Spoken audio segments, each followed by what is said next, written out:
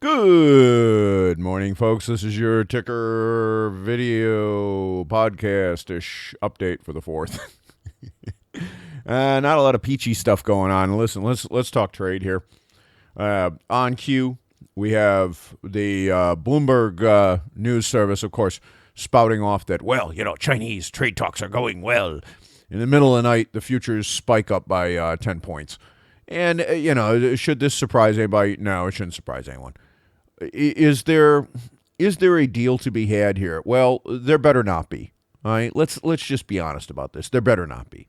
There might be, but the truth is that it would be stupid if there was. China has gamed everything they've touched. You had Kyle Bass on this morning talking about the fact that China has gamed the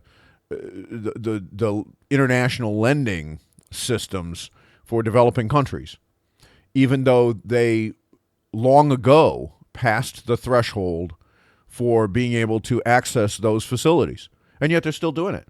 And we've done absolutely nothing about it. We have members of the Communist Chinese Party on their boards.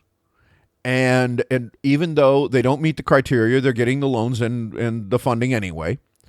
And so, this is the sort of corruption that goes on throughout our government, throughout everything else in the international stage, and it's nothing new. But the reality of it is what are we going to do here? What are we going to do as a country? You, I, everybody else in this country, in America.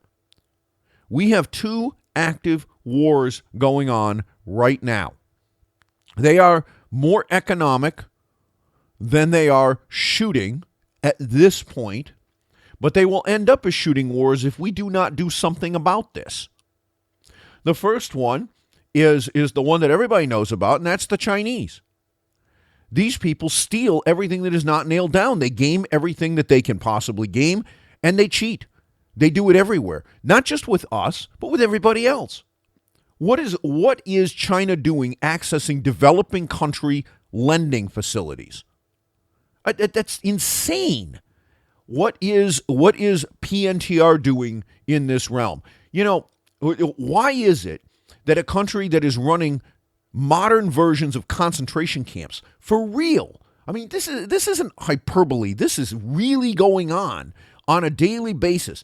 Over 1 million of their citizens are imprisoned because they pray the wrong way.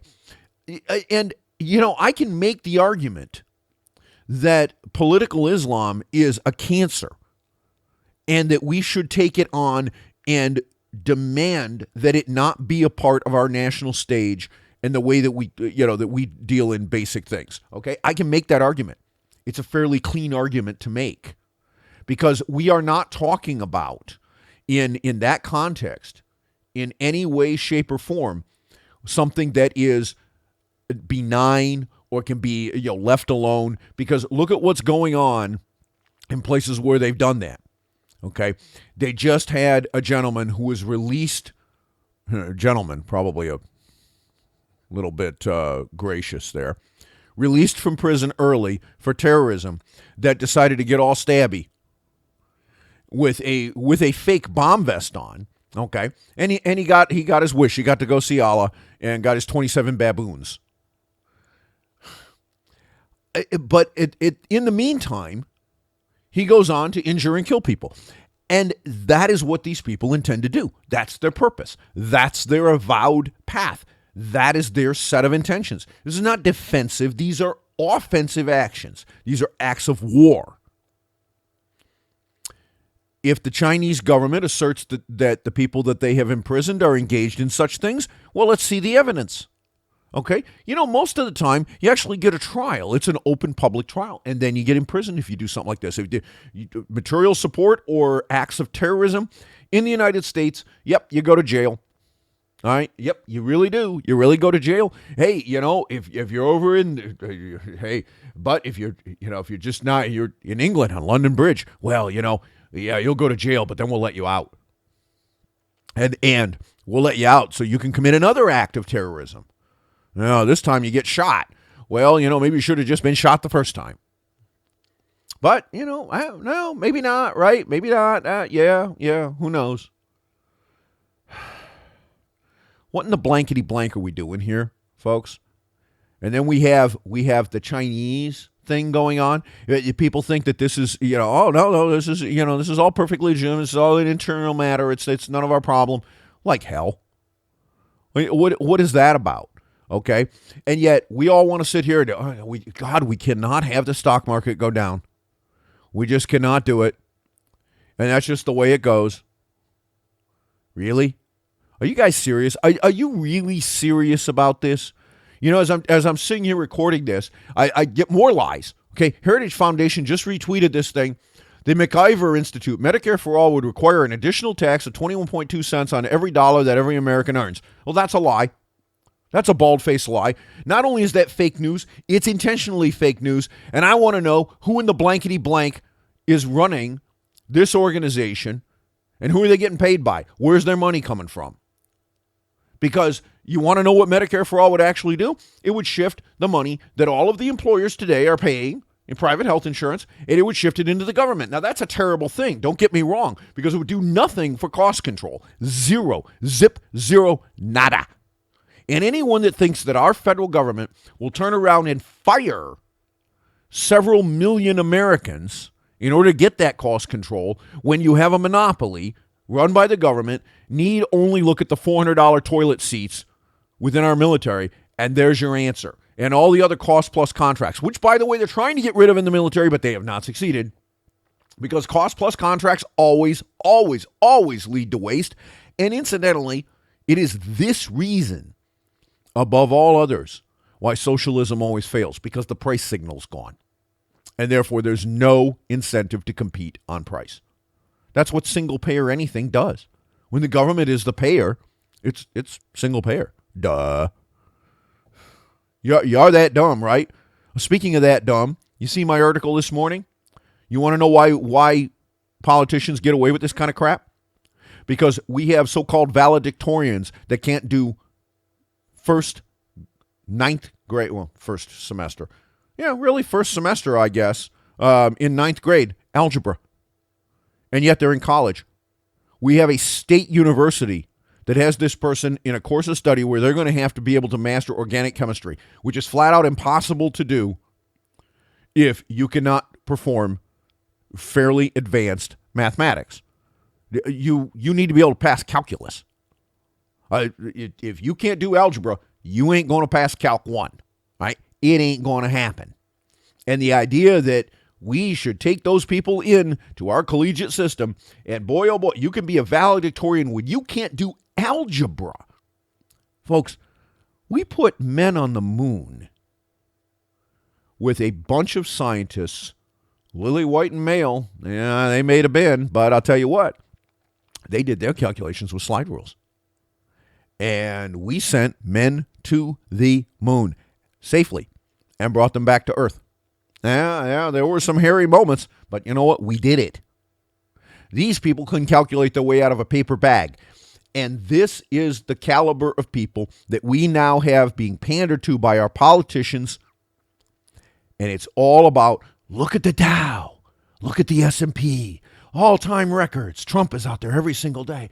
Oh, look at the stock market.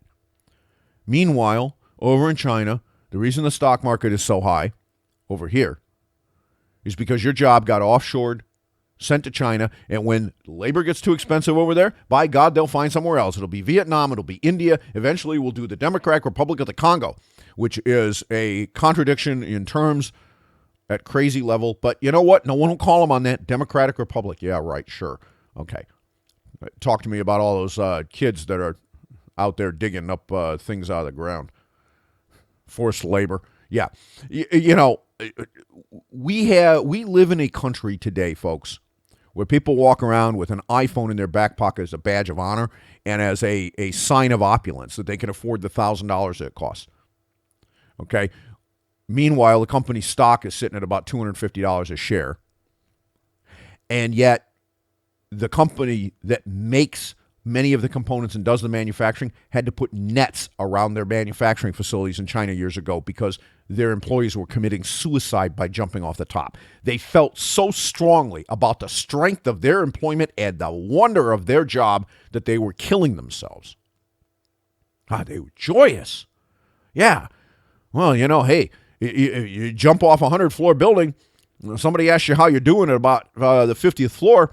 Yeah, up until now, everything seems to be going just fine. Just tell me how this works, folks. Just tell me how this actually works. Because you know what? We're about to run out of time on this scam. And it is people like this that allegedly so-called educate our people, and then we hand somebody a thing and say, you're a valedictorian when you can't do basic math. We actually allow that crap to go on in the United States today. That's nuts. And that we, the people of this country, have not taken every one of those politicians, every one of those scolds in the collegiate system and in the primary educational system, high schools, everywhere else, every single one of them, taken them all out and thrown them in prison for criminal fraud. And then we start going after the politicians who have enabled this, federal, state, local levels. You guys are, everyone, all of us, me included, we pay our taxes. We pay taxes to enable this kind of bullshit. Are you kidding me?